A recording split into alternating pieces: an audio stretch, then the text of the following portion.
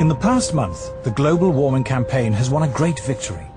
The United States government, once a bastion of resistance, has succumbed. George Bush is now an ally.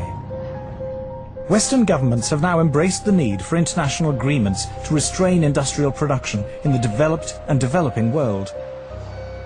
But at what cost? Paul Driesen is a former environmental campaigner. My big concern with global warming is that the policies being pushed to supposedly prevent global warming are having a disastrous effect on the world's poorest people.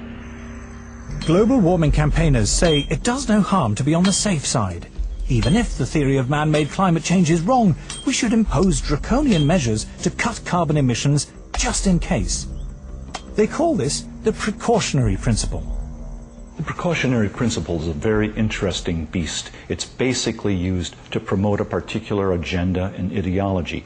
It's always used in one direction only. It talks about the risks of using a particular technology, fossil fuels, for example, but never about the risks of not using it. It never talks about the benefits of having that technology. Anne Muagela is about to cook a meal for her children. She is one of the 2 billion people, a third of the world's population, who have no access to electricity. Instead, they must burn wood or dried animal dung in their homes.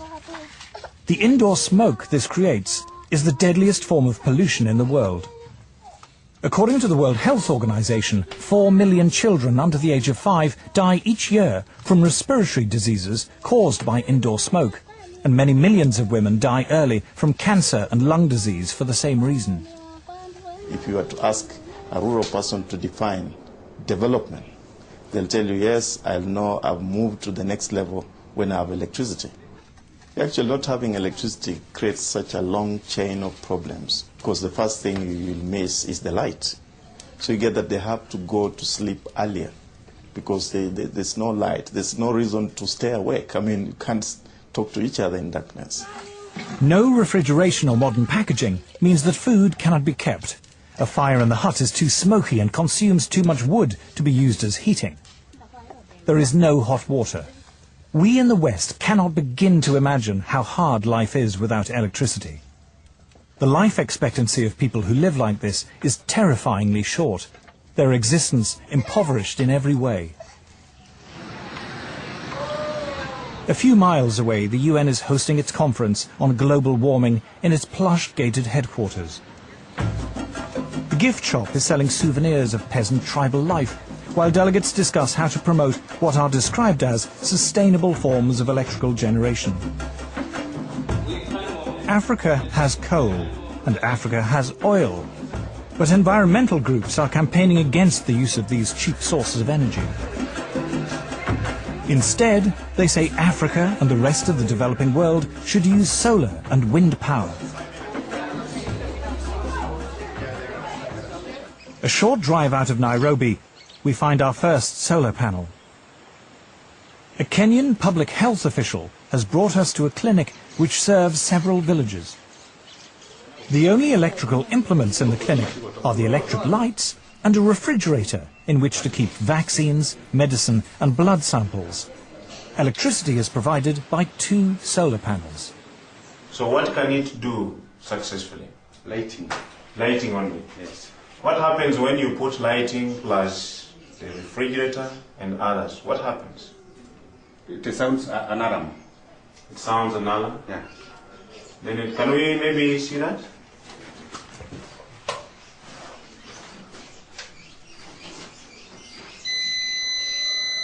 The solar panels allow Dr. Samuel Mwangi to use either the lights or the refrigerator, but not both at the same time. If he does, the electricity shuts down. Wind and solar power are notoriously unreliable as a source of electricity and are at least 3 times more expensive than conventional forms of electrical generation. The question would be, how many people in Europe, how many people in the United States are already using that kind of energy, and how cheap is it? You see, if it's expensive for the Europeans, if it's expensive for the Americans, and we are talking about poor Africans, you know, it doesn't make sense. the rich countries can afford to engage in some luxurious experimentation with other forms of energy. But for us, we are still at the stage of survival. To former environmentalist Paul Driesen, the idea that the world's poorest people should be restricted to using the world's most expensive and inefficient forms of electrical generation is the most morally repugnant aspect of the global warming campaign. Let me make one thing perfectly clear. If we're telling the third world that they can only have wind and solar power, what we are really telling them is you cannot have electricity.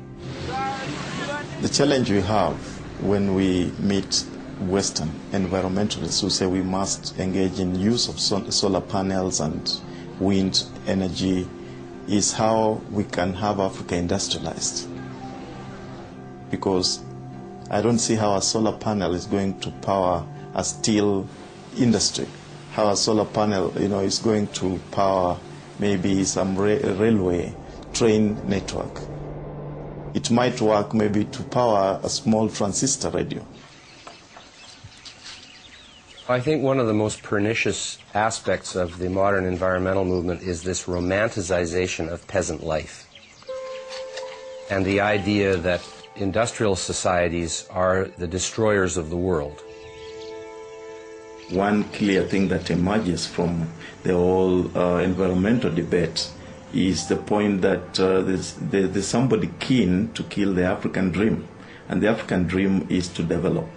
The environmental movement has evolved into the strongest force there is for preventing development in the developing countries. If you're being told, don't touch your resource, don't touch your oil, don't touch your coal, that is suicide. I think it's legitimate for me to call them anti-human. Like, okay, you don't have to think humans are better than whales or better than owls or whatever if you don't want to, right? But surely it is not a good idea to think of humans as sort of being scum, that it's okay to have hundreds of millions of them go blind or die or whatever. I just can't relate to that. The theory of man-made global warming is now so firmly entrenched, the voices of opposition so effectively silenced, it seems invincible, untroubled by any contrary evidence, no matter how strong. The global warming alarm is now beyond reason. There will still be people who believe that this is the end of the world, particularly when you have, for example, the chief scientist of the UK telling people that by the end of the century the only habitable place on the earth will be the Antarctic. And humanity may survive thanks to some breeding couples who move to the Antarctic. I mean, it's hilarious. It would be hilarious, actually, if it weren't so sad.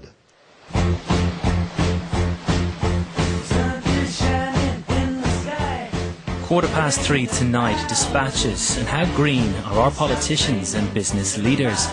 Next, Monday night at 8, dispatches again, this time focusing on Prince Charles, independent monarch or meddling prince. Next tonight, Mammoth Movie, the beautiful tale of a fateful love affair, the English Patient.